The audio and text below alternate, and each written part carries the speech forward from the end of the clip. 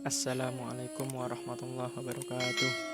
Perkenalkan, nama saya Ahmad Rufais dengan NIM 15 2021 025 dari Fakultas Teknik Prodi Teknik Industri Universitas Muhammadiyah Palembang. Baiklah, di sini saya akan menjelaskan atau ceramah singkat melalui video saya mengenai dasar-dasar akidah. Yang pertama ada akidah Islam, yang kedua arkanul iman, yang ketiga aplikasi tauhid dalam kehidupan sehari-hari. Yang pertama ada akidah Islam. Menurut bahasa, akidah berasal dari kata akoda yang berarti buhul atau mahkota. Dan secara istilah, akidah ialah sejumlah kebenaran yang dapat diterima secara umum oleh manusia berdasarkan fitrah, akal, dan wahyu yang dipatrikan di dalam hati, diyakini kesahihannya dan ditolak kebenaran selainnya. Sumber-sumber akidah Islam adalah Al-Quran dan As-Sunnah. Artinya apa saja yang disampaikan oleh Allah di dalam Al-Quran dan oleh Rasul dalam As-Sunnah itu wajib diimani dan diamalkan. Ruang lingkup pembahasan akidah meliputi yang pertama ilahiyah, yaitu segala sesuatu yang berhubungan dengan Tuhan, seperti wujud Allah, mukjizat, dan sebagainya. Yang kedua ada nubuwah, yaitu pembahasan tentang segala sesuatu yang berhubungan dengan Nabi, Rasul, kitab Allah, mukjizat, dan sebagainya.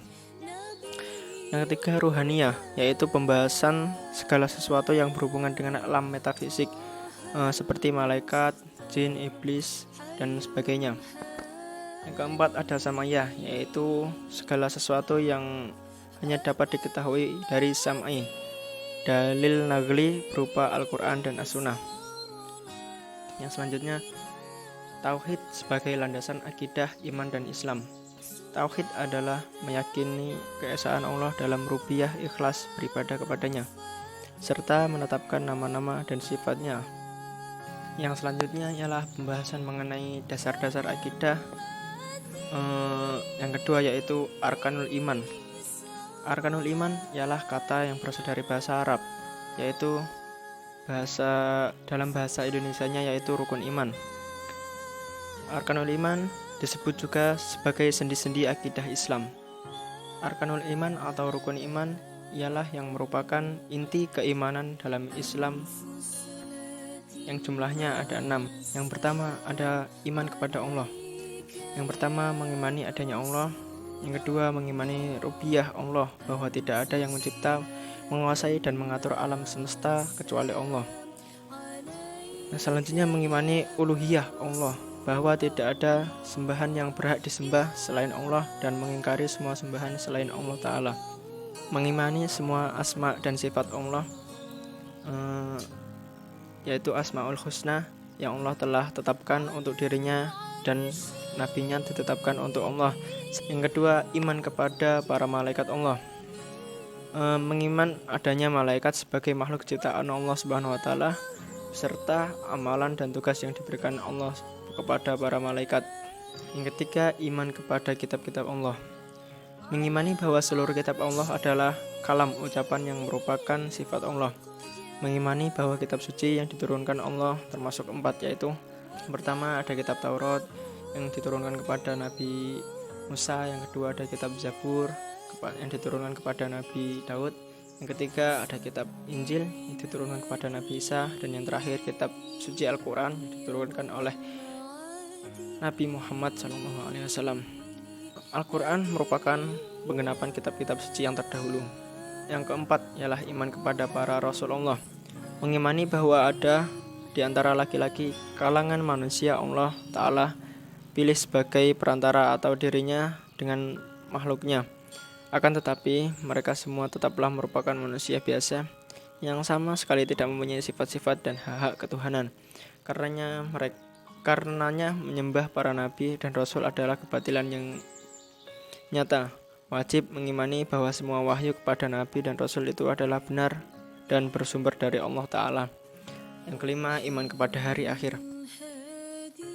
Iman kepada hari akhir mengimani tanda-tanda hari kiamat, mengimani hari kebangkitan di padang mahsyar, sehingga berakhir di surga atau di neraka kelak kita nanti.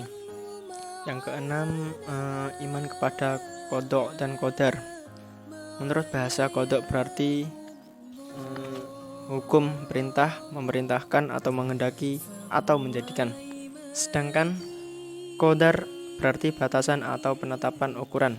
Dengan kata lain, qada ialah ketetapan Allah yang belum terjadi, sedangkan qadar adalah ketetapan Allah yang telah terjadi. Yang terakhir yaitu mengenai penjelasan dasar-dasar akidah. Ada aplikasi tauhid dalam kehidupan sehari-hari. Yang pertama, mencintai Allah melebihi dari segalanya. Orang-orang yang benar beriman kepada Allah akan mencintai Allah lebih dari segalanya. Kalaupun ia mencintai sesuatu adalah karena Allah, bukan menjadikan sebagai tandingan Allah. Yang kedua, jika nama Allah disebut hatinya bergetar. Orang yang beriman akan bergetar hatinya seakan-akan dia yang dipanggil ketika nama Allah disebut. Yang ketiga, rela dengan hukum Allah dan Rasul-Nya. Orang yang beriman ia akan rela mengikuti semua hukum Allah dan Rasul-Nya. Tidak ada sikap penolakan sedikit pun. Yang keempat, melaksanakan ajaran secara totalitas. Kepatuhan kepada Allah dan Rasul-Nya itu diwujudkan dalam bentuk melaksanakan ajaran Islam secara kafah, yaitu kehidupan pribadi, keluarga, masyarakat, dan lain sebagainya. Kelima yaitu istiqomah dalam keislaman sampai akhir hayat. Firman Allah, Ya ayyuhalladzina amanu taqullaha haqqa tuqatih wa la tamutunna illa wa antum muslimun. Hai orang-orang yang beriman, bertakwalah kepada Allah dengan sebenar-benarnya takwa, dan janganlah kamu mati kecuali dalam keadaan Islam.